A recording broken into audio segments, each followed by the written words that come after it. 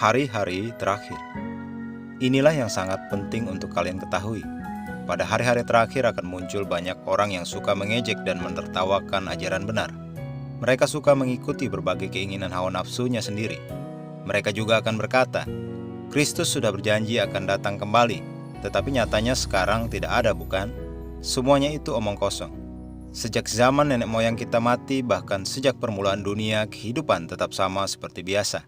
2 Petrus 3 ayat 3-4. Bukan suatu hal yang aneh jika beberapa orang mengejek ketika mereka mendengar istilah hari-hari terakhir.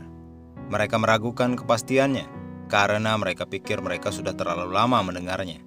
Untuk memahami apa yang Alkitab katakan tentang hari-hari terakhir, engkau harus terlebih dahulu mengenali bahwa istilah tersebut memiliki beberapa kegunaan dalam nubuatan. Kedua, engkau harus tahu siapa yang dimaksud oleh nabi atau penulis dengan istilah tersebut. Misalnya jika berbicara kepada orang-orang Yahudi, Rasul Petrus menggunakan kalimat yang sangat akurat, karena dia tidak berurusan dengan hari-hari terakhir gereja, tetapi hari-hari terakhir Israel. Mereka berada di hari-hari terakhir mereka, namun mereka tidak menyadari seberapa dekatnya mereka. Seseorang mungkin bertanya-tanya, tetapi Petrus mengatakan hal ini hampir 2000 tahun yang lalu, jadi seberapa dekat sudah? Secara kalender mereka sudah hampir selesai.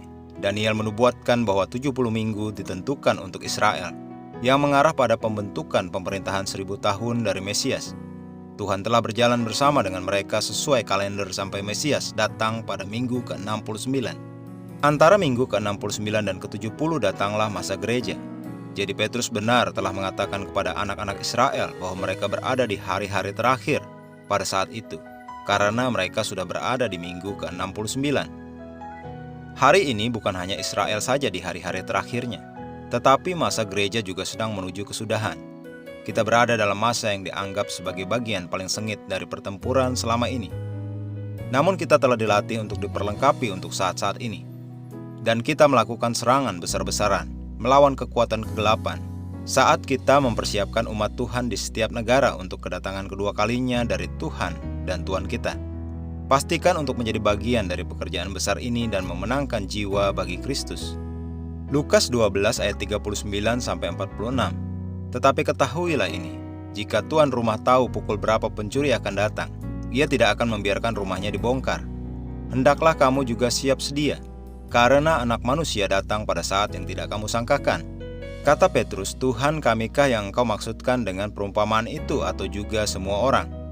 Jawab Tuhan, jadi siapakah pengurus rumah yang setia dan bijaksana, yang akan diangkat oleh tuannya, menjadi kepala atas semua hambanya, untuk memberikan makanan kepada mereka pada waktunya? Berbahagialah hamba yang didapati tuannya sedang melakukan tugasnya itu, ketika tuannya itu datang. Aku berkata kepadamu, sesungguhnya tuannya itu akan mengangkat dia menjadi pengawas segala miliknya. Akan tetapi jikalau hamba itu jahat dan berkata di dalam hatinya, Tuanku tidak datang-datang, lalu ia mulai memukul hamba-hamba laki-laki dan hamba-hamba perempuan, dan makan, minum, dan mabuk, maka Tuhan hamba itu akan datang pada hari yang tidak disangkakannya, dan pada saat yang tidak diketahuinya, dan akan membunuh dia, dan membuat dia senasib dengan orang-orang yang tidak setia. Mari kita berdoa. Bapa terkasih, terima kasih telah memilih aku sebagai bejanamu untuk membawa Injil ke duniaku di hari-hari terakhir ini.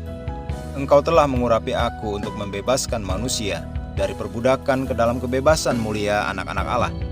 Roh-Mu yang mulia membimbingku untuk mencapai eksploitasi besar saat aku mendirikan kerajaan dan kebenaran-Mu di hati manusia. Dalam nama Yesus. Amin.